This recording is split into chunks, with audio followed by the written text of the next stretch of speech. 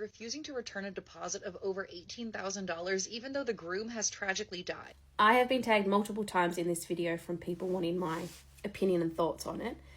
I can only comment from an Australian point of view. And in Australia, we have the Australian Consumer Law, which is enforced by the ACCC.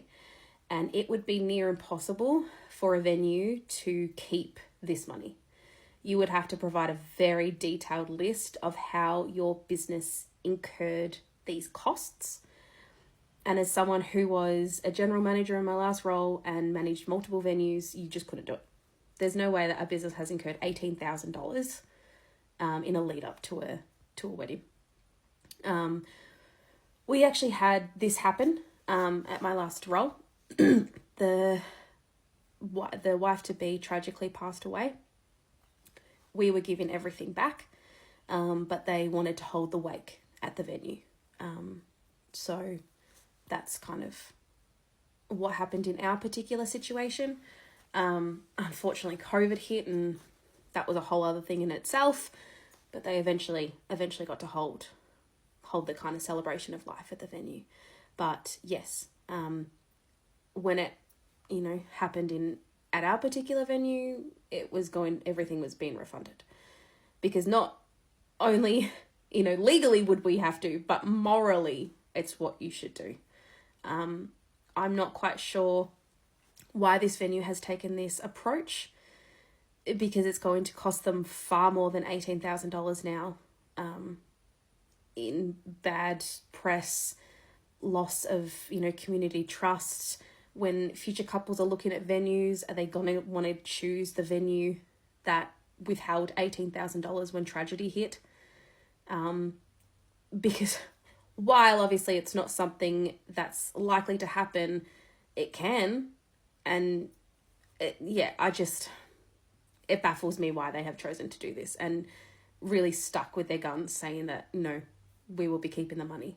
I understand, obviously, in this video, she goes down the legal parameters, and legally they aren't obligated to give the money back, which is a very big point of difference, being in Australia, because legally you would have to give the money back. But morally, I think you should give the money back, because essentially you've profited off someone's tragedy, and I just don't think that should sit right with anyone, personally. But yeah, that's just my take on the whole thing. I do really feel for this family, because it's not something you should have to deal with on top of everything else. It should be the least of your worries. You should get that money back and, deal with everything else that you're going to have to deal with. So yeah, I think they have chosen the wrong option. The money should be refunded every day of the week. So, tell me more. How was she? She called the venue quaint and then clarified that wasn't a compliment. Was there bloodshed? Not from me. Can't say the same for Jules. I was professional. You compared a Bunnings sausage sizzle to an elite culinary experience. Because it is. He's not wrong. Anyway, it seems Justine's really happy though, and she does really want to get married here. Yeah, she was always the peacemaker. She probably thinks by having a wedding it's gonna fix everything. Does she know therapy's probably cheaper? Oh, depends on the number of sessions needed. The therapy would be an endless cycle with my mother and sister. A wedding would be cheaper. Well, hopefully you'll have minimal to do with the wedding. You say that now. Justine's doing all of this so that we can get into a room and talk. Coming from someone with a less than perfect family, you can't always just say no. It's not fair on Justine. Besides, I already know exactly how this is going to go. I know the play-by-play, I know the script. It's always the same. Selective amnesia is her love language, and she's never in the wrong. Well, you are probably going to have to talk to your mum at some point. Yeah, but, she honestly knows nothing about me at this point. I can literally probably just say hi and bye. And you're fine with that. Why wouldn't I be? I was the one who went no contact. Besides, we live in two very different worlds. Who knows, maybe it's too awkward and she's just not going to come to things. Oh, she'll be at everything. So will Jade. They love making everything about them. And, then turning it into no one cares about their needs or them. They love a captive audience. They sound exhausting. Oh, they are. And it's the one thing Jade inherited from Mum, the victim mentality. They don't want a resolution. They want reaction. So I simply stopped giving it to them. Anyway, I'm off. If Mum calls, just, I don't know, tell her I died. That's dark. Have fun. Weddings and events, Lisette speaking. Hi, it's Betty. We just met the most amazing man. Basically, he has doves, right? But he trains them to dance and he choreographs this dance, as they fly. And what they're going to do is they're going to have a choreographed dance to the song When We First Met. So, do you allow doves on the property? Did you say a choreographed fly? Yes! Isn't it awesome? Sure. That sounds expensive. It will all be worth it. And even more exciting, he said that we can't see anything until the day of the wedding. So it's like this whole surprise thing. He's going to choreograph them. They're going to fly around to our song. Oh, it's great. Right. Okay. Just send me their details. Okay, bye. From toxic family members, straight to a couple who are having a choreographed dove release fly at their ceremony. Yeah, that's not a sentence that should exist. Oh, but it does. And apparently they can't see it until the day of their wedding.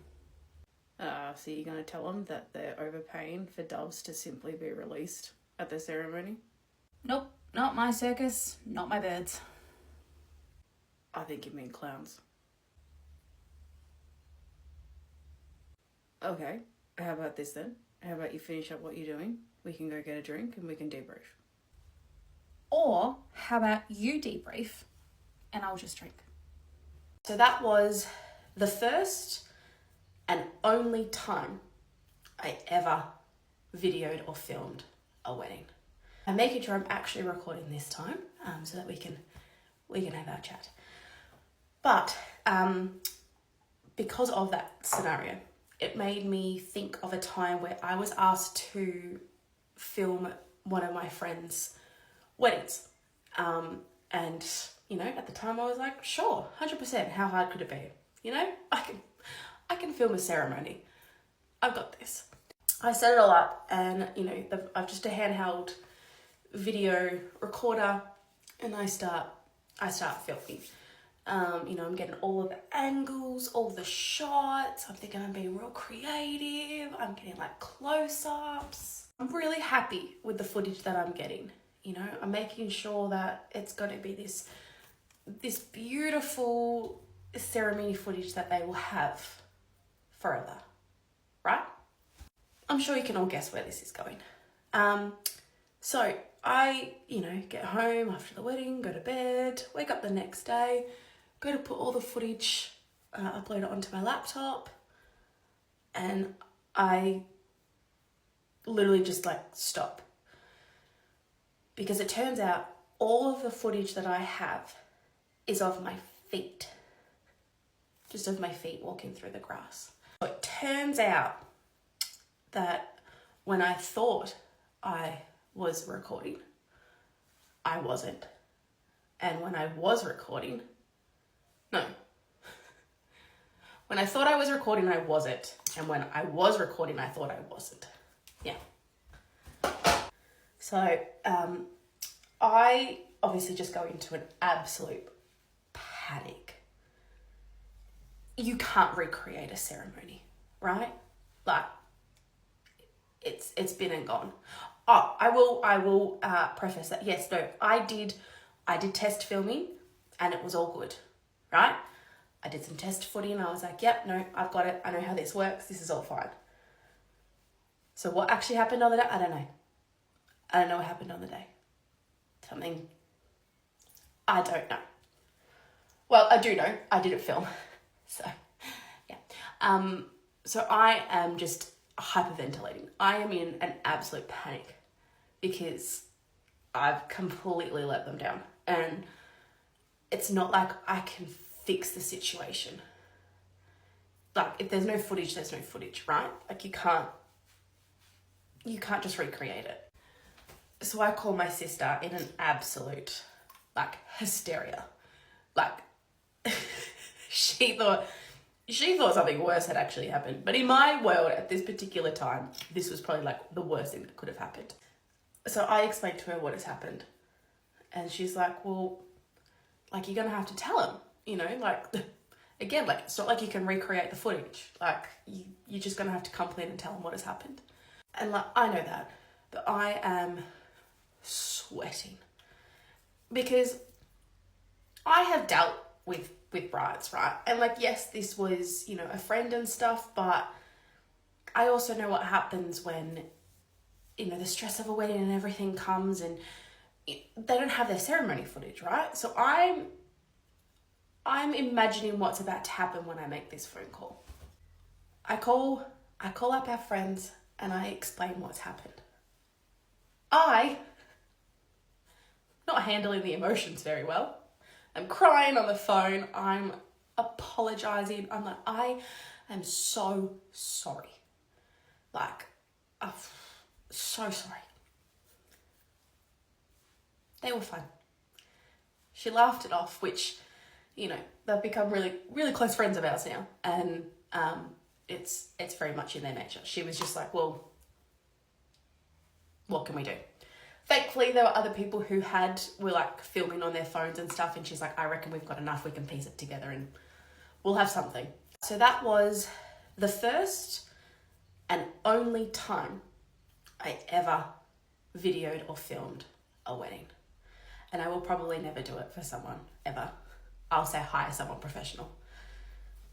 Get someone professional. Do not use someone. It's just not worth it. Whenever I had clients come in and they would be like, oh, we might just get like a friend to video it for us, I told them that story. And then I said, do with that as you wish. So that was the one time I was a wedding videographer, and I'll never do it again.